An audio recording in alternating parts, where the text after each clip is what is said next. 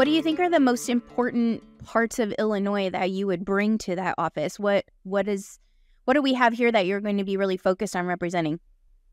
Illinois is the heart of the Corn Belt. And I know some people from Iowa will scream at me for saying that, but I believe we are. And I believe that we are the basis, we are the start of corn and grain farming and really of exporting our grain all around the world.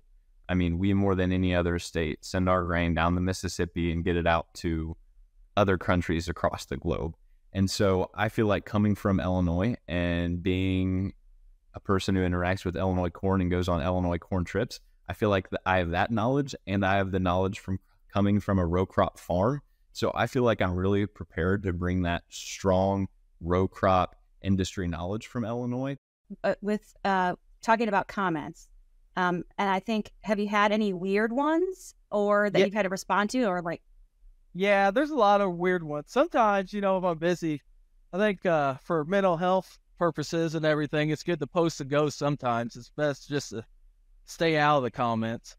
But the best one, I think, or the weirdest one, I think, is I got a comment from Tom Green that said, why don't you guys grow cream corn? I really like cream corn. So I didn't really know what to say to that. My response was, is this the real Tom Green, or did you try to be funny or what? But that's the weirdest one I've had, I think. The things I always encourage people with is you have to crawl before you can walk. You have to walk before you can run.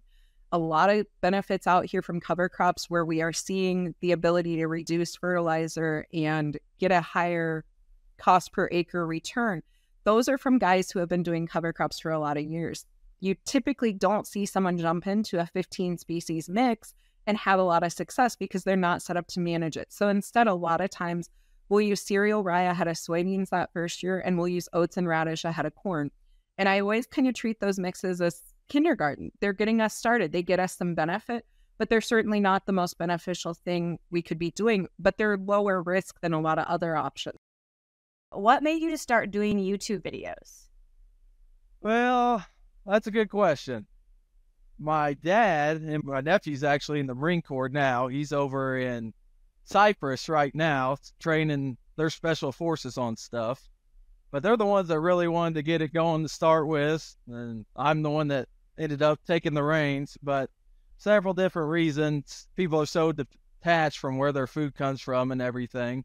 So I think it's good to have it out there, because there's lots of farmers that watch our channel, but there's also lots of people that don't have anything to do with agriculture that watch it. So it's good to get that information out there.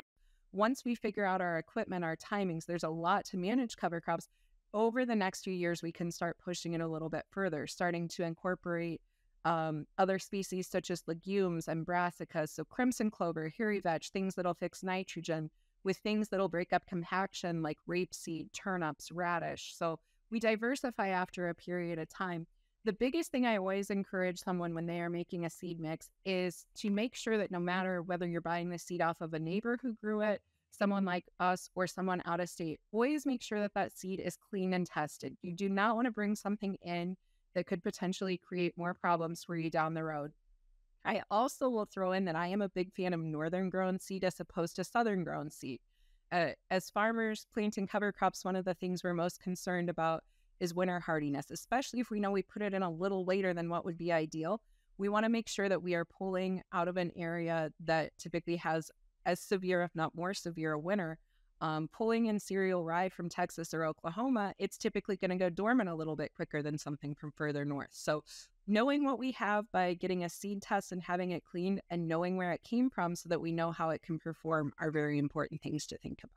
No, that's great. And I love the analogy of thinking about going through school and starting in kindergarten and working our way up. And also, I think that's really practical advice about knowing where your seed comes from. Talk to me about your role as a past Illinois State FFA president. When did you serve, and what do you think happened in that role that's really prepared you for a national office? Yep, I was elected in June of 2023, and then I retired at our convention June of this year. So a year of service, taking off a year from school, almost like a year-long internship, and then going around to over 100 chapters to deliver workshops, delivering speeches for the Illinois School Board Conference, House Bill 3814 that gave excused absences for FFA members going to show and going to FFA events, being at ground zero, all of our conferences that we had, and preparing for state convention was really the biggest thing that we did. So really traveling the state, representing Illinois agriculture, working with Illinois corn, all things I did in the state office. We usually start with asking them a few questions. And the first question I always ask them is why? Why do you want to do a cover crop? What's your goal? Not every cover crop out there can provide the same benefits. So if you're after fixing nitrogen, cereal rye is not what we use. But if you're after weed suppression and erosion control, it's a great option. So we start with the why, and then we follow up with what tools in the toolbox do you have? Meaning, what do you have for equipment either to get it established or to get it terminated? Making sure that we have tools to manage it so that we don't have a negative impact on the cash crop is very, very important.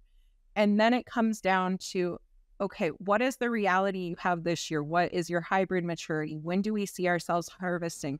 Have we sprayed a herbicide that's going to prohibit things from germinating? So we ask a lot of questions at first and then kind of help to develop a detailed plan.